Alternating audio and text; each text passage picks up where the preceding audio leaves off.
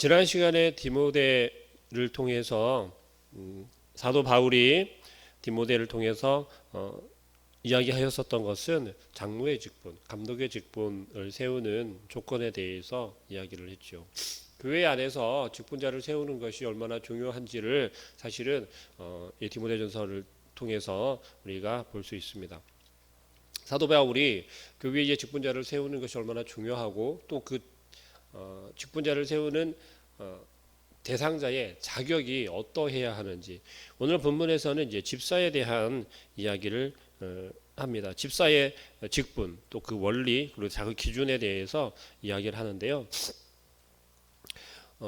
감독의 직분, 감독, 장로, 목사에 대한 직분은 성경에서는 거의 동일한 그러한 직분으로 이해할 수 있겠죠. 그러나 감독이 해야 할 일과 장로가 해야 할 일, 목사가 해야 할 일이 조금은 구분되어져 있는 것을 우리는 함께 보았습니다.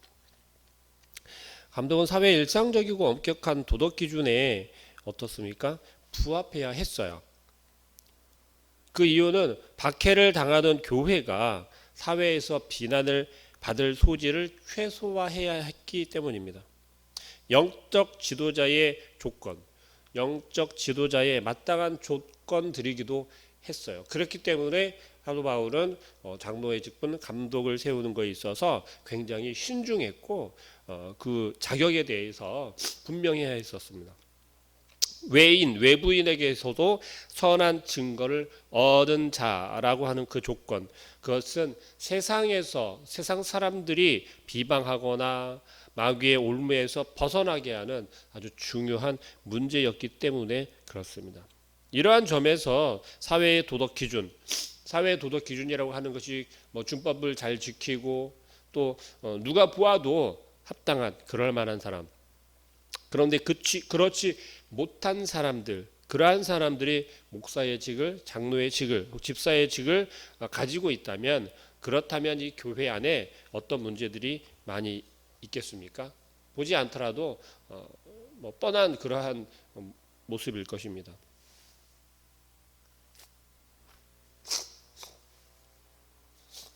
죄송합니다. 한국 교회 가운데 하나님의 말씀에 순종하지 아니하고 그 직분을 감당하는 그러한 모습들 속에서 우리는 혼란한 모습, 또 분열되는 모습, 또 교회가 다른 어떤 세상의 지탄을 받는 그러한 모습들을 우리는 너무나도 많이 보아왔지 않습니까? 그렇기 때문에 교회 안에 직분자를 세우는 일이 굉장히 중요한 것입니다. 그리고 또 그 직분자들의 자격 가운데 이야기하고 있는 것은 한 아내의 남편이 된다는 것, 한 아내의 남편이 되어야 한다는 것. 2절 말씀 보니까 그렇죠. 감독은 책망할 것이 없으며 한 아내의 남편이 되며 라고 이야기를 해요. 한 아내의 남편이 되라고 이야기를 합니다. 일부 다처를 지적하는 것일 수도 있지만 정상적인 결혼 생활, 그 정상적인 결혼 생활에 가정에 충실한가를 살펴야 한다라고 하는 그러한 이야기가 되겠습니다. 요즘 같은 경우는 너무나도 우리가 쉽게 이야기를 하지 않습니까? 이혼이 무슨 흠이야? 라고 이야기를 하는데, 사실 신앙을 가지고 있고 성경에서 말하고 있는 바로는 그것이 흠이 된다라는 거예요. 우리는 그것을 너무 쉽게 이야기한다라는 거죠. 상황이 그러니까 그럴 수 있지라고 우리는 너무나도 쉽고 편하게 너그럽게 이야기를 하고 있지 않습니까? 그러나 성경에서 이야기하는 바는 그렇지가 않습니다. 그럼 얼마나 결혼에 대해서 우리가 신중해야 하고 우리가 중요하게 여겨야 하는지를 다시 한번 생각해 보아야 한다는 것이죠. 뿐만 아니라 자기 집을 잘 다스려서 자녀들로 하여금 모든 단정함으로 복종하게 하는 자라야 한다라고 하는 이야기 또한 하고 있습니다. 이 말은 무엇이냐면 신앙인으로서 가정 가운데서 자녀들을 신앙으로 말씀으로 잘 양육하고 가르쳐야 한다라는 것을 이야기하는 것이에요. 우리가 얼마나 우리의 자녀들을 정말 세상에서 성공한 사람으로 키우기에 급급합니까? 말씀으로 잘 양육하고 말씀 가운데 신앙으로 양육하기를 성장하기를 바라는 것보다 세상에서 성공하고 세상에서의 어떤 자리를 잘 잡을 수 있는 그러한 조건을 갖추어야 한다라고 그렇게 우리는 이제 가르치고 있지 않습니까? 하나님 말씀을 따르고 하나님의 말씀을 더욱더 두려워하는 것이 아니라 세상의 어떤 스펙이나 아니면은 뭐 학교나 직업이나 그러한 것들을 더 중요시 여기고 우리가 온전히 신앙 교육을 가정에서부터 할 수 있어야 한다라는 것이에요. 또 직분자의 자격으로 6절 이하의 말씀 보니까 그렇습니다. 새로 입교한 자도 말지니 교만하여져서 마귀를 정죄하는 그 정죄에 빠질까 함이라. 자, 새로 입교한 자 우리 이야기할 때는 뭐 새신자 아니면 초신자 그렇게 이야기할 수가 있겠지요. 그런데 믿은 지 얼마 되지 않은 그러한 사람들에게 감독의 직분 혹은 집사의 직분을 주어서는 안 된다라고 이야기하는 것이 그 이유가 뭐라고요? 교만에 빠질까 두렵다라는 거예요. 교만에 빠질까 염려스럽다라는 거예요. 정말 재밌는 모습이 우리 교회에서 종종 볼 수 있는데요. 그건 뭐냐면 이런 얘기들을 해요. 내가 교회에 나간 지 6개월이 지났는데 혹은 1년이 지났는데 나한테 집사 직분을 안 줘. 나한테 장로 직분을 안 줘. 라고 이야기를 하는 겁니다. 자, 이것은 무슨 이유일까요? 무엇 때문에 그럴까요? 이들이 분명 교회에 나아가서 본 거예요. 그들이 목격한 거예요. 무엇을요? 교회 조금만 다니니까 집사 주더라, 장로 주더라 하는 거예요. 근데 그것을 성경에서 이야기하는 것처럼 직분자로 사용을 받는 것이 아니라 교회 조금 발걸음하면 그냥 감투 하나 받는 것처럼 그렇게 여긴다라는 거예요. 교회 내가 이 정도 다녔으니까 이제 이것 정도는 집사 정도는 해야지, 장로 정도는 해야지 라고 하는 잘못된 생각들을 우리가 가지고 있다라는 거예요. 그런데 교회는 또 그것을 손을 들어준다는 사실입니다. 왜요? 될까봐 혹은 교회를 떠날까봐. 이것은 바른 신앙이 아니고 바른 모습이 아니다라는 거예요. 교회에서 절제하고 또 이것을 중요시 여겨야 한다라고 바울은 지금 이야기하는 것입니다. 어떻습니까? 감독과 집사 직분이 요구하는 조건, 이것이 다르지 않다라는 거예요. 이 이야기는 교회 안에서 이 직분이 높고 낮음이 그렇게 크지 않다라는 거예요. 굳이 말하자면 높고 낮음을 이야기할 것이 없다라는 사실이에요. 감독의 직분을 가진 사람은 감독의 직분을 가진 대로, 집사의 직분을 가진 자는 집사의 직분을 가진 대로, 또 장로의 직분을 맡았으면 장로의 직분을 맡은 대로 그 역할을 감당해야 한다라고 하는 사실이에요. 가르치기를 잘 하는 것. 2절 말씀에 볼까요? 감독은 책말 것이었으며 하나 남편이 되고 절제하며 신중하며 단정하며 나그네를 대접하며 뭐라고요? 가르치기를 잘 하며. 감독과 집사의 직분이 요구하는 조건이 비슷하지만 감독은 가르치기를 잘 해야 한다라고 성경에서는 이야기하고 있어요. 모든 성숙한 그리스도인이 다 잘 가르치는 것이 아니기 때문에 그렇다라는 사실입니다. 그러한 면에서 감독은 가르치기를 정말 중요하게 여겨야 하고 신중해야 한다라는 사실이죠. 또 이야기합니다. 가르치는 장로인 목사와 다스리는 장로가 구분되는 것은 구분은 되어지지만 기본적으로 장로에게 가르치는 은사는 굉장히 중요하다라는 사실이에요. 감독에게 가르치는 은사가 중요하다라는 사실입니다. 집사의 자격은 또 어떻습니까?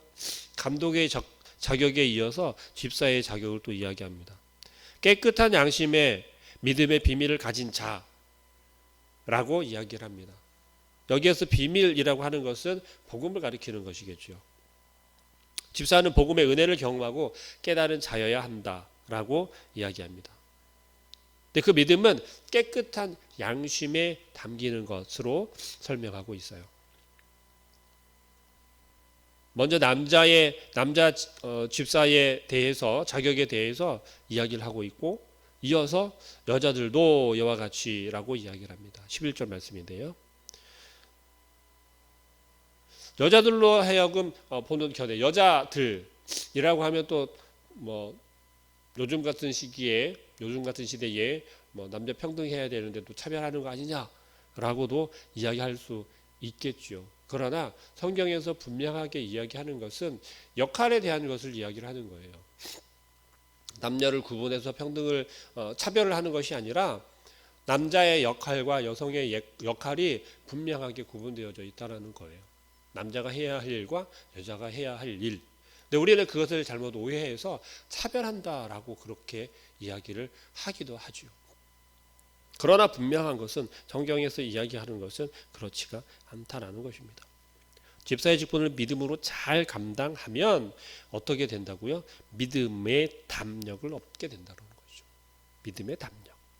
하지만 직분을 감당하는 조건이 한참 부족한 사람. 무엇이 부족한 사람일까요? 믿음에 대한 이야기를 하는 것이겠죠. 또 비밀에 대한, 비밀이 뭐라고요? 복음이라고요. 근데 그 부족한 사람이 직분을 받을 때 어떻게 된다고요? 넘어지기 쉽기 때문에 그렇다라는 거예요.